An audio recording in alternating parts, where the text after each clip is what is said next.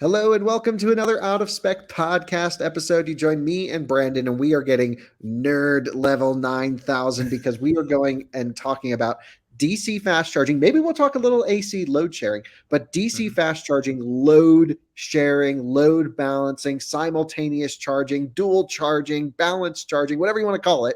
We're talking Grid that. management. Yeah, there's so much going on here. But, Brandon, we were talking in a previous episode where you were in North Carolina with your R1T and you were at a EVgo Delta unit, and it had a very weird sharing strategy. We've also seen other chargers do weird sharing strategies. So do you want to give us a high level overview of what we're even talking about to our audience who may have no idea what we're discussing? Yes. So essentially, load management is typically used in cases where you're oversubscribing on power output theoretically in nameplate, but you have a grid connection that's not necessarily matched to the total potential power output because of what's called a diversity factor and just inherent characteristics of how EVs charge, and that the likelihood of having, say, 4 Taycans show up all dead at the same station is near zero. Sure, it could happen, and one vehicle or two vehicles might have a slightly degraded performance, but it's nearly impossible that will happen. So that's where charger management and load management comes in. Right. And from a cost perspective, because think of it this way, if you pay, and it's not this simple in the real world, but if you pay a certain dollar per kilowatt of charging power, you want to make sure you can use most of that available charging power most of the time.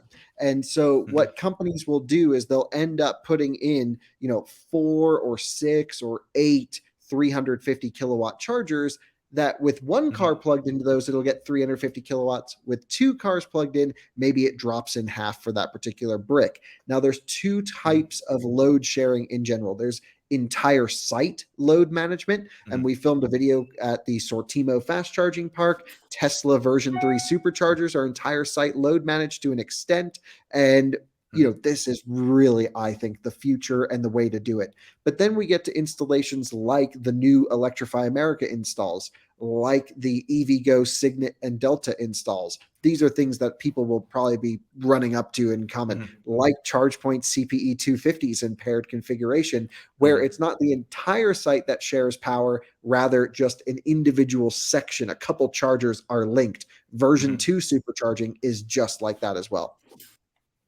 Yeah, and there's another layer to that, and there's actually DC microgrids within that site, and we can touch on that when we get to Tesla Supercharger V3. But the most common you'll most likely see are the EVgo or the Electrify America with the either balance charging, as Electrify America calls it, or what EVgo calls their simultaneous charging, and they're either Signet or Delta units. The Delta units have both CCS outputs on the same dispenser. But the Signet units have 2 dispensers just hooked up to the same either single or paired power cabinet configuration. So what happens with those is if you have one vehicle hooked up, you'll get full power, 350 kilowatt, assuming your vehicle can take it, or up to 500 amps, maybe more depending on the vehicle if it asks for more. But you can also have the Delta units, and those have a weird power split. So those, if you have one vehicle hooked up, you'll get up to 540 amps or 500 amps on most vehicles with CCS. But if you have one vehicle plugged in that's getting over 200 amps, there's only a second channel that can do up to 200 amps. So you could potentially have one vehicle doing 500 amps and a second vehicle doing 200 amps is the maximum output of that station.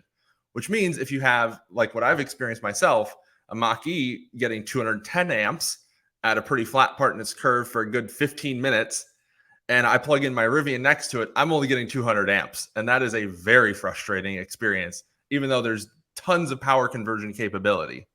Right. So you're just leaving power on the table in this case. So yeah, I mean, let's get into these, these single cabinet sharing situations, right? This is what we're mostly running into in America before we get to the DC microgrids. Why is it that a version 2 Tesla supercharger right now, I guess they both go half split. There's no longer priority. When you have one Tesla plugged in, it'll get 150 kilowatts. When another one comes, it brings you both down to 275. Rivian Adventure Network, by the way, works the same way. They can string up to 3. Mm-hmm. You can get full power Mm-hmm. on one, 150 kilowatts if 2 are in, and only 100 kilowatts if 3 are in. And so Mm-hmm. really rough charging when you're charging multiple cars. What's going on with the Delta where there's power on the table? Why can't it do the full split? So my suspicion most likely is that it's wire size limited or bus size limited on one of the two ends, because you don't want to size it for 1,000 amps, because that's going to be some big boy wires. That's probably 750 MCM wiring. I mean, consult the NEC chart for the actual wire sizing, but it's big wiring for 1,000 amps. And that's just not that practical. And realistically, you're probably not going to encounter that very often. But you could have it that it has better modularity of balancing those two.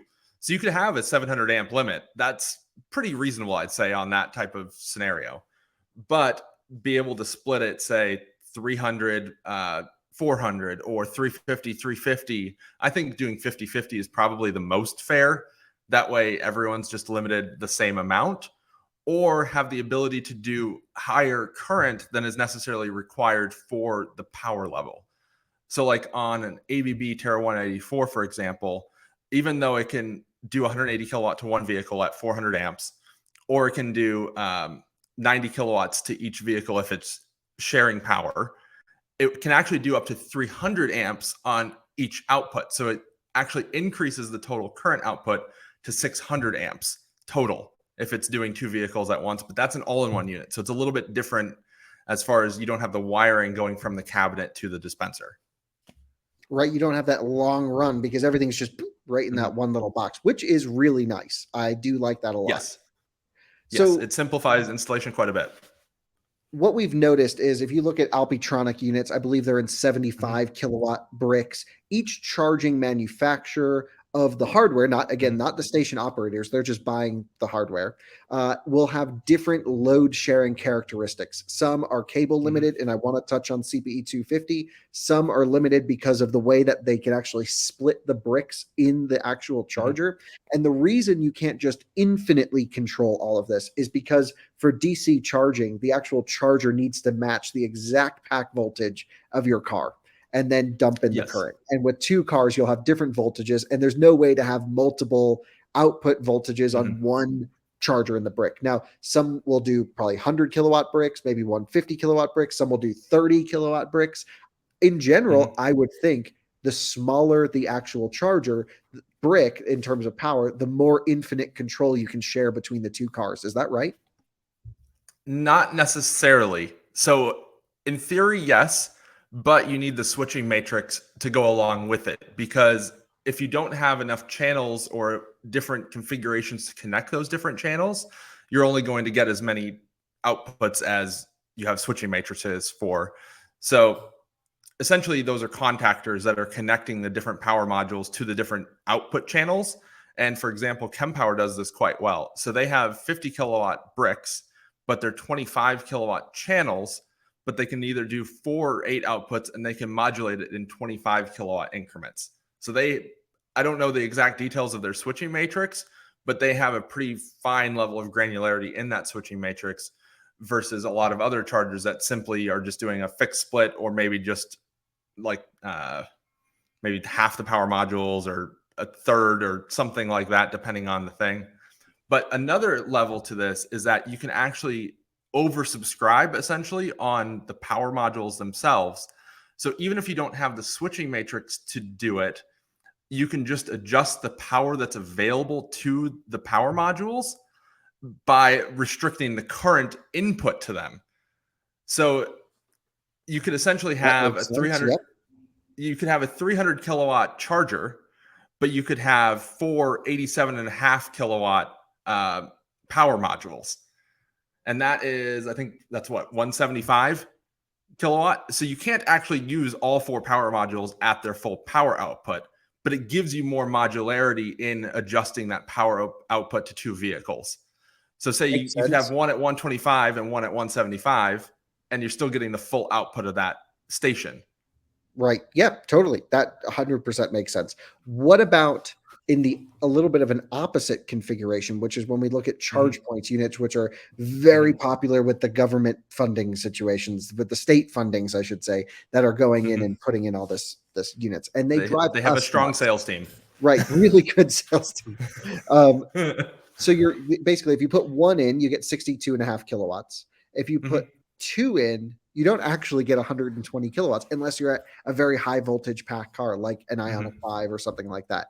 Why is it when an average car, Mustang Mach-E, ID4, even mhm. Taycan to an extent, rolls Yeah. up to a CPE 250 in a paired configuration, which most of them, Mhm, maybe let's say 50% are, you get, mhm. why can't we get the 120 plus kilowatts that it says on the display? So you're actually current limited. So there's two factors that go into how much power your vehicle receives. So there's your pack voltage, which the station has to match, and then it applies the current to, then you get your charging voltage. And that's how you're actually charging the battery essentially. And you can have 125 kilowatts of power conversion capability, but if you don't have a cable that's rated for the current that's necessary to output that 125 kilowatt, so 125 kilowatt divided by 200, which is the cable limitation on a CPE 250, that's the pack voltage you have to be at in order to actually receive 125 kilowatt. And with most vehicles sold today being in the 400 volt class, so that's as low as high 200 volt on a really dead lower 400 volt car, all the way up to potentially like 450 volts on a nearly full Rivian BMW i4 iX. So that's a really wide range. If you're only at, say, 300 volts, you're only getting 60 kilowatt. If you're at 450 volts, you can get 90 kilowatt. And if you're at 600 plus volts, you're getting 120 plus up to 125 kilowatt. And So this the is way the the ChargePoint frustrating thing. CP250 is set up, they have 30 and change kilowatt power modules, two of them per unit, and then they have a DC bus between them if they're in a paired configuration. So in theory, they could do about 300 amps of output if they had a cable appropriately sized, or if they used what's becoming a lot more common, a boost functionality of sorts on the cable to allow it to do over its nominal rating for X amount of minutes or up to certain temperature, and then it derates. And I think that would probably be the most appropriate strategy for this hardware in particular, because they do want to have the 200 amp cable because that's just a common cable size and is pretty readily available and generally makes sense whether it's in a paired or a single configuration. But you want to be able to get that full power at least briefly, because most vehicles aren't going to get 125 kilowatt for their entire charge curve. Probably a few minutes, or you have a Rivian that can do that for like a good 40 minutes, but that's not the norm. Right, totally agree. And that's the frustrating thing here is that these ChargePoint CPE 250s can output more current than we're able Mm-hmm, to get purely because of the cable. But cable limitations mm-hmm, aren't unique. I know the Delta units are cable limited. There's other units that are definitely mm-hmm, cable limited, but the mm-hmm, cost is so extreme and the lead time can be so extreme that like it's mm-hmm. almost like one of our biggest issues to DC charging here are cables. Oh, by far. And I mean, I think that's a little bit where the whole argument for Tesla's NACS connector comes in to an extent. Doesn't really solve the problem per se, but in theory, it's at least a bit more durable and easier to use. And you're less likely to break latches. You're less likely to drop it and break the surround on the DC pins. And in theory, it could be more quickly produced or be more readily available.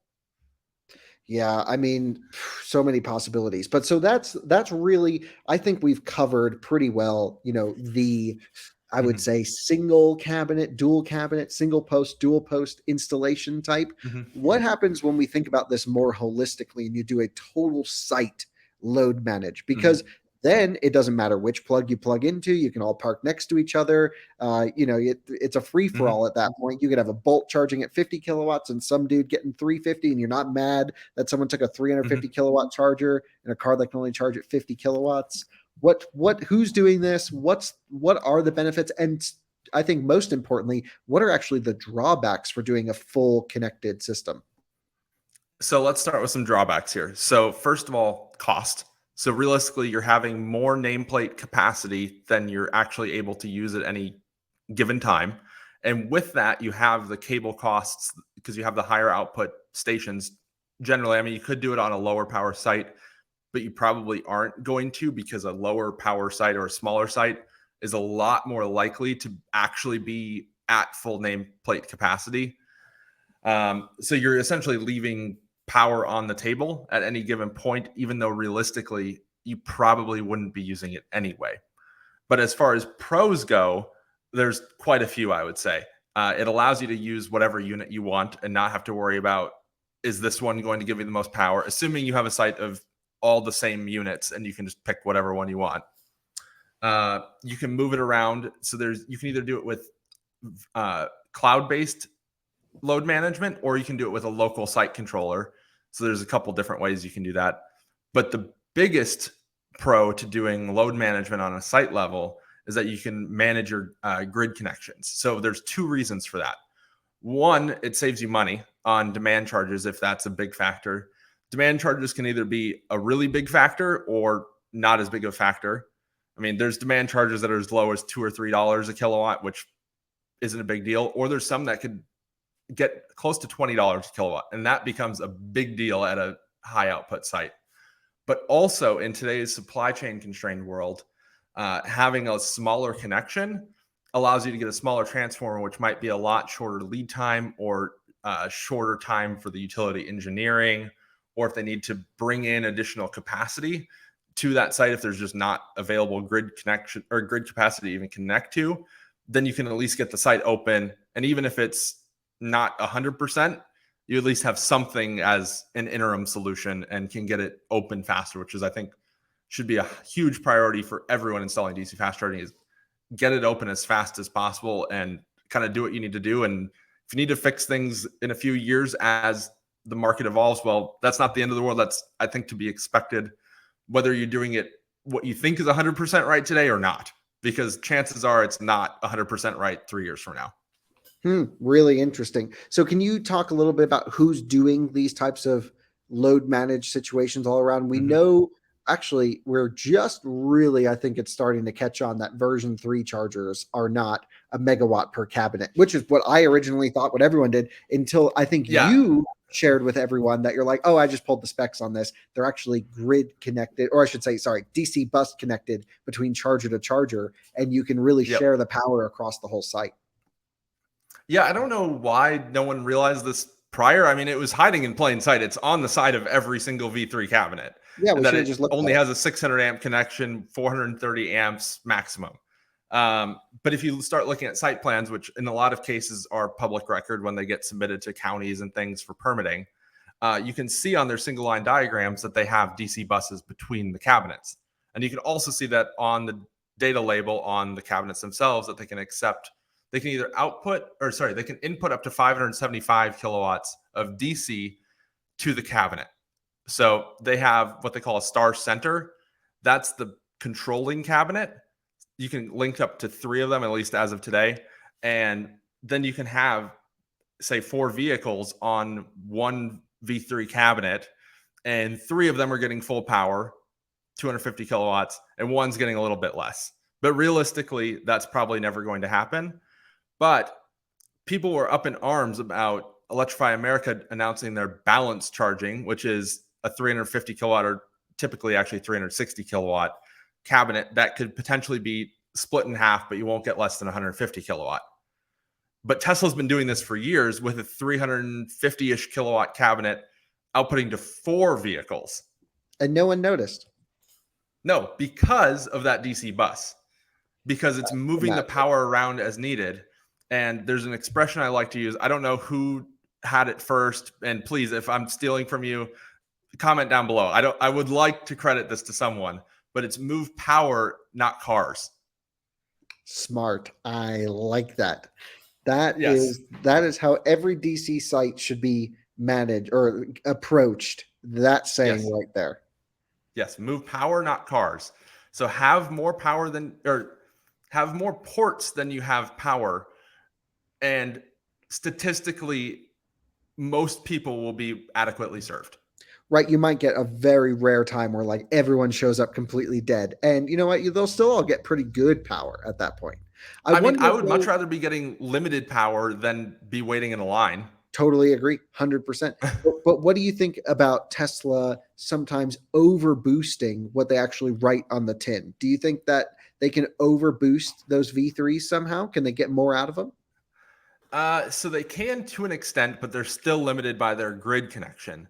So they only have a 600 amp 480 volt three phase connection to each one, which is per NEC about 360 kilowatts. So you could momentarily go up higher above that 430 and still be fine.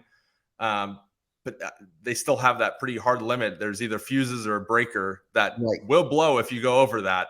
And one of the best ways to tell if a site is load managed, look at the transformer. Most of them have it written pretty large. Some of them have it actually labeled as X kVA. Yep. Others just have a large number without actually saying kVA after it. Kilowatt and kVA are not directly interchangeable, but they're very close. We can do a power factor episode another time.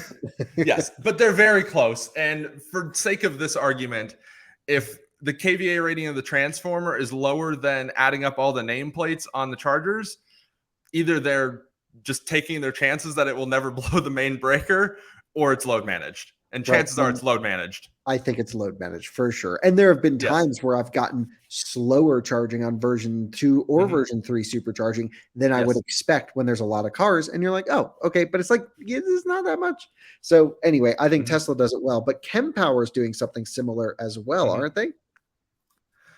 Yes, they're doing it similar, but I think they're really missing an opportunity of having a DC bus between cabinets.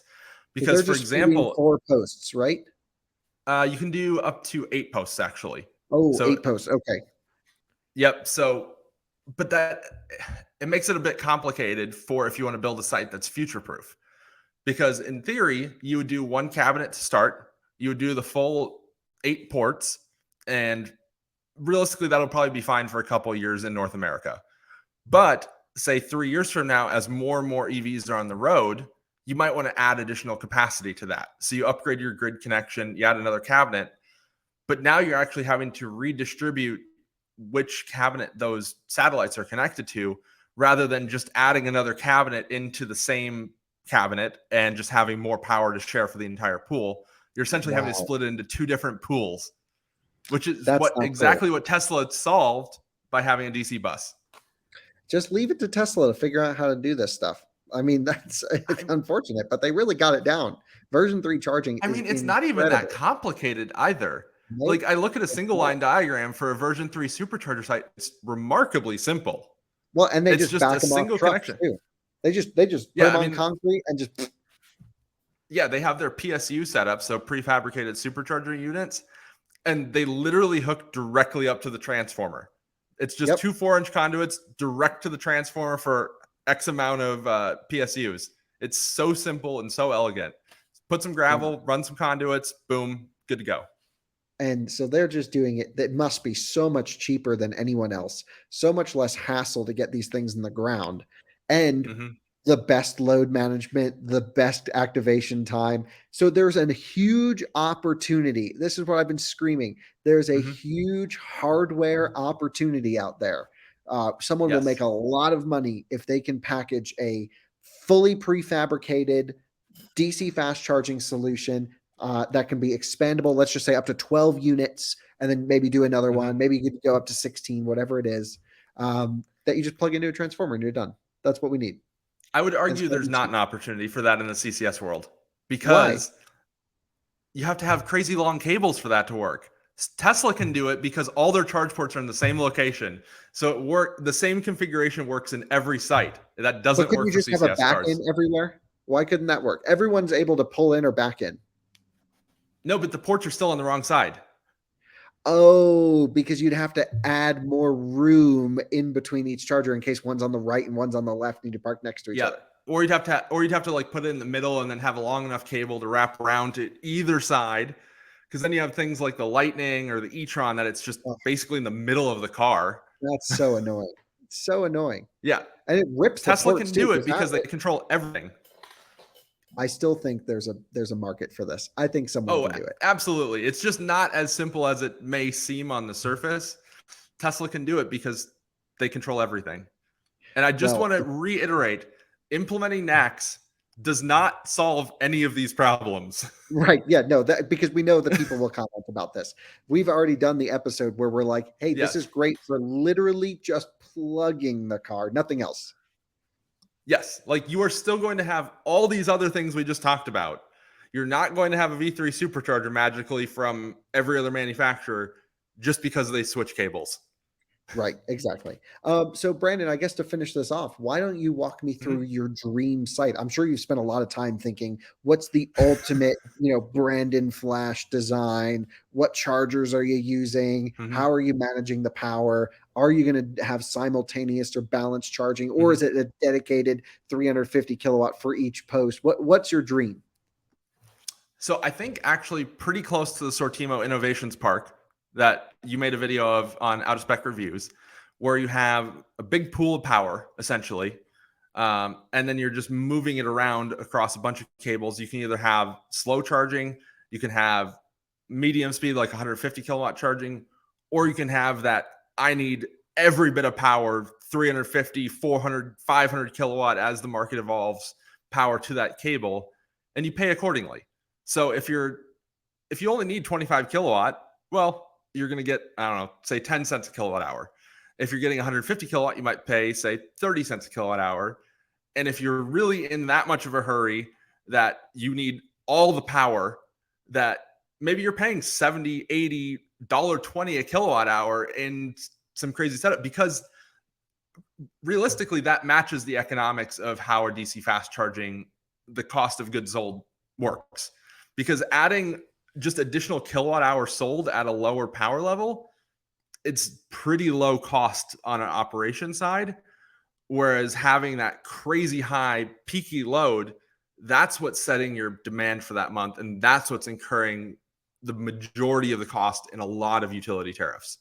So maybe we should have a whole nother conversation about how DC fast chargers need to be priced, because I Mhm. personally love the idea of charging more the higher power levels you Mhm. go, rather than, oh, do you have this membership, that membership? It's just Yep. like, no, I want big boy charging. Just let me pay for it.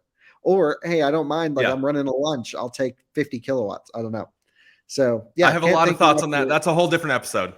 yeah, can't thank you enough for your insight as always. We have a lot Mhm. of charging topics. I mean, we have years worth of charging topics, even if we did 2 episodes a day. But And it's obviously, want changing our so audience. fast. It's insane. I mean, every day there's news, there's this. I keep running into charging bugs I want to talk about. So many things. So, Yes. comment down below if you agree or disagree with Brandon's Mhm. assessment on the Sortimo fast charging park. I love the idea. Not cheap. Mhm. So, yep. Can't But I thank think you. it could be done on a simpler level with, say, a Chem Power setup plus some 350 kilowatt all-in-ones next to it. So you have two of those, and then you have a 600 kilowatt pool with, I don't know, 4, 8 ports. That's the simple version of that. Totally agree. There's a simplified city version, but I think Mhm. someone's got to build some big ass chargers here in America. We need to lead the way here. We lead the way in so many technical things, and charging we are last. I mean, everyone's Way surpassing us. behind.